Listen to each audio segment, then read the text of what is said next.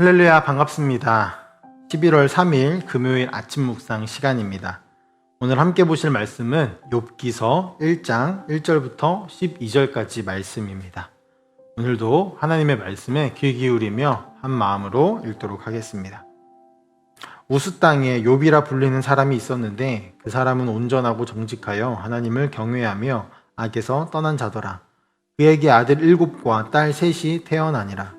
그의 소유물은 양이 7,000마리요, 낙타가 3,000마리요, 소가 500결이요, 암나귀가 500마리이며 종도 많이 있었으니 이 사람은 동방 사람 중에 가장 훌륭한 자라.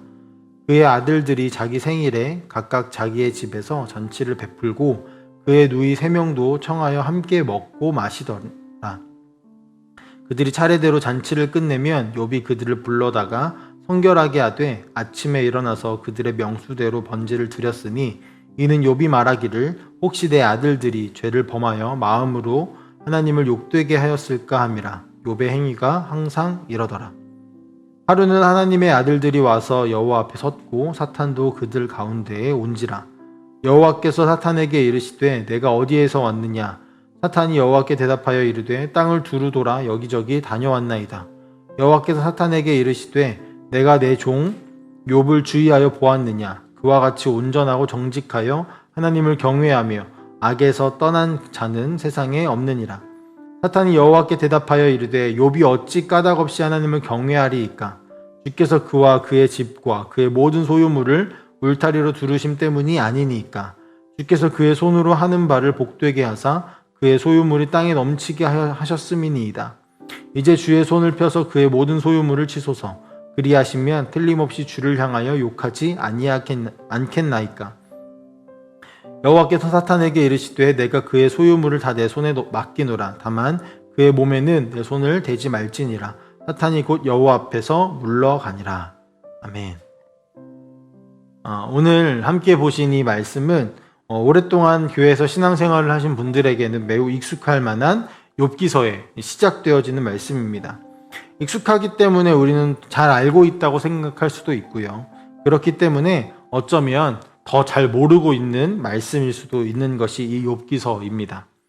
이번 욥기서의 말씀들을 한 단락 살펴보면서 우리 삶의 실존을 말씀으로 해석해 나가고 하나님의 말씀으로 삶이 가득해지기를 간절히 소망합니다. 어떤 글이든 마찬가지이겠지만 서론을 이해하는 것은 매우 중요합니다. 앞으로 이어질 본론과 결론의 전체 논지를 보여주고 모든 글의 전제를 제시하기 때문입니다. 오늘 본문 말씀도 마찬가지입니다. 오늘 본문을 두 단락으로 나누어 볼 수 있는데요. 1절부터 5절까지는 욥이라는 인물의 캐릭터를 설정하고 있고 6절부터 12절까지는 욥이 고난을 받게 되어지는 이유가 나오는 천상회의가 등장합니다. 먼저 1절부터 5절에 나온 욥에 대한 묘사를 살펴보도록 하겠습니다.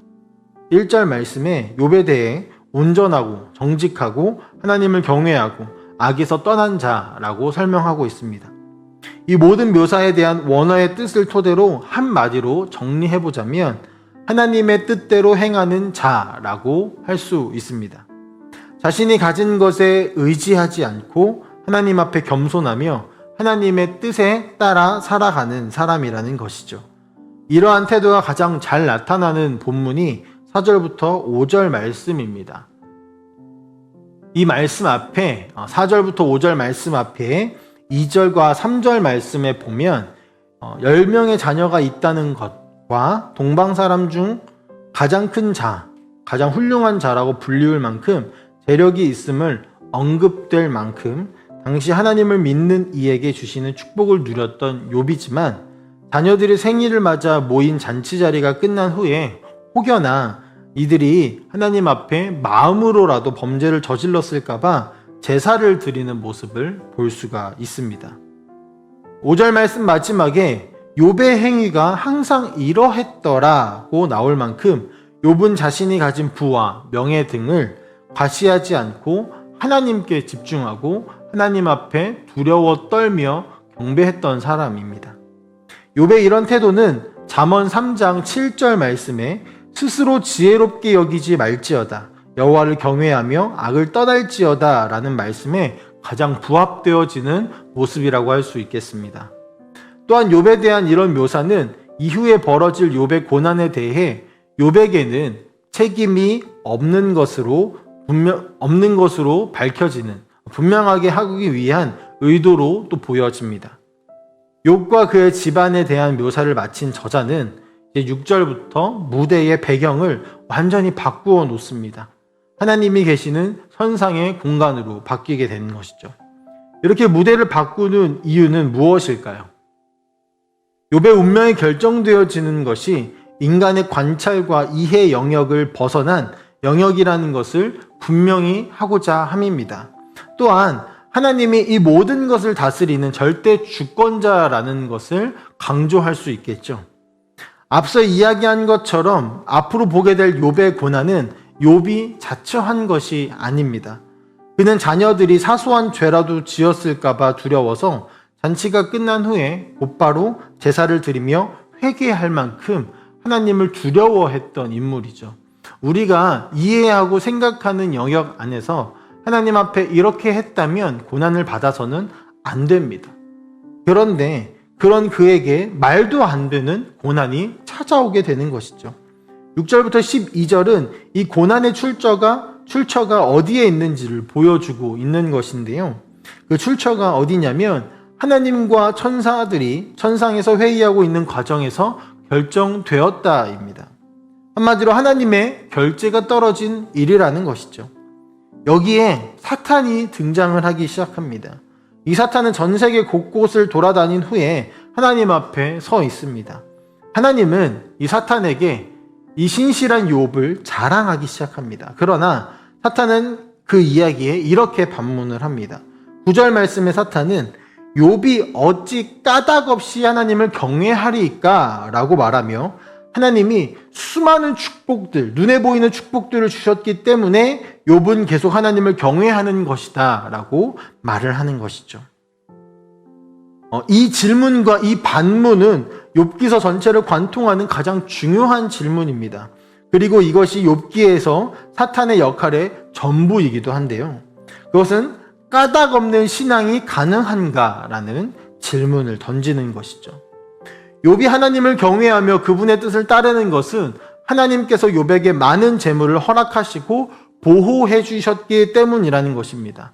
따라서 그의 재물을 다 빼어서 버리면 욥에게는 더 이상 하나님을 경외할 이유가 사라지고 더 이상은 하나님을 멀리할 것이다 라는 논리를 펼치는 것이죠. 이 까닭 없이로 번역되어진 히브리어는 주로 은혜로 번역되는 단어와 관련이 많이 있습니다. 은혜란 무엇입니까? 아무런 대가를 바라지 않고 값없이 주는 것입니다. 이러한 은혜는 인과응보의 논리를 따르지 않습니다. 오늘 본문은 거두기 위해 뿌린다는 것이 세상의 원리이자 사탄의 원리라는 것을 보여주며 이러한 질문을 던지고 욥기 전체를 시작하고자 하는 것인데요. 무엇이냐면 거두지 않아도 당신은 계속해서 뿌릴 수 있을 것인가? 우리는 뿌린 대로 거두기를 원합니다. 또 거두기 위해서 뿌려냅니다. 하지만 성경은 이렇게 말하는 것이죠. 거두지 않아도, 거둘 것이 없어도 당신은 계속 뿌릴 수 있는가? 하나님께 내가 드린 만큼 받지 못하더라도 하나님께 나의 모든 삶을 드릴 수 있는 것인가입니다. 그리고 우리는 욥기서의 끝에 이에 대한 명확한 대답을 얻게 될 것입니다. 오늘 이 시간에는 스스로에게 먼저 좀 물어보았으면 좋겠습니다. 우리는 거두지 않아도 세상이 좋다라고 말하는 혹은 내가 바라는 어떤 것을 얻지 못한다 하더라도 나는 계속해서 하나님을 경외하며 살아갈 수 있겠는가라고요. 그리고 우리는 오늘 본문의 말씀들을 통해서 이에 대한 대답을 먼저 조금 더 살펴보고 싶습니다. 바로 우리는 얻지 못해도 하나님을 경외하는 것이 아니라는 것입니다. 이미 얻었기 때문에 하나님을 경외하는 것이라는 사실을 발견했으면 좋겠습니다. 욥이 하나님을 경외한 이유가 무엇일까요? 많은 재물과 자녀들을 주셔서일까요? 아닙니다. 그는 하나님을 만났기 때문에 경외한 것입니다. 구약의 관점에서 이미 하나님을 만난 욥이 하나님을 온전히 섬겼기 때문에 재물과 자녀의 축복을 받을 수 있었던 것으로 우리는 해석할 수 있습니다. 우리 또한 마찬가지입니다. 무언가를 얻기 위해 신앙생활을 하지 않을 수 있는 유일한 방법은 이미 주신 은혜를 기억하는 것입니다. 구원을 위해 값없이 예수 그리스도를 보내신 은혜, 그리고 그분을 알고 믿어서 하나님께 나아갈 수 있게 되어진 은혜, 이제는 하나님을 아버지라고 부르며 그분의 품 안에 살아갈 수 있는 은혜를 말입니다. 오늘 하루 우리에게 허락하신 이 은혜를 기억했으면 좋겠습니다. 과거에 누렸던 감격으로 오늘을 살아가는 것은 불가능합니다. 그러나 이미 주신 은혜를 오늘도 기억하며 모든 것의 주인이신 하나님께 시선을 향할 때 하나님의 뜻을 따라서 행하며 하나님 품 안에서 기쁨과 평안을 누릴 수 있을 것입니다. 그리고 그곳에 우리가 누릴 수 있는 가장 큰 행복이 주어져 있습니다.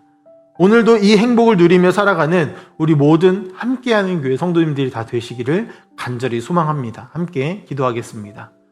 사랑의 하나님 아버지, 감사합니다. 우리에게 허락하신 오늘 하루도 주님과 동행하며 주님 안에서 기쁨으로 살아가기를 간절히 소망합니다. 하나님, 욥기서를 이제 시작합니다. 욥기서 안에는 참 많은 내용들이 담겨져 있고 우리의 실존을 해석해낼 만한 이야기들이 많이 담겨져 있습니다. 그 시작으로 하나님, 우리에게 이러한 질문을 던집니다. 아무것도 거두지 못할지라도 우리는 하나님을 경외할 수 있는가? 그러나 하나님, 우리가 하나님을 경외하는 이유는 무언가를 얻기 위함이 아니라 이미 얻었기 때문이고, 이미 하나님께서 우리에게 주신 사랑이 너무 크기 때문에 그에 대한 반응으로 주님을 섬기고 주님을 찬양하는 것임을 우리가 오늘 이 시간 다시 한번 기억하길 원합니다. 이미 주신 은혜를 오늘 하루도 생각하고 기억하고 또 다시 끄집어내며 그것에 감격하며 기쁨으로 살아가는 우리 모든 함께하는 교회 성도님들이 다 되실 수 있도록 주여 오늘도 축복하여 주시옵소서. 감사드리며 살아계신 예수님의 이름으로 기도합니다.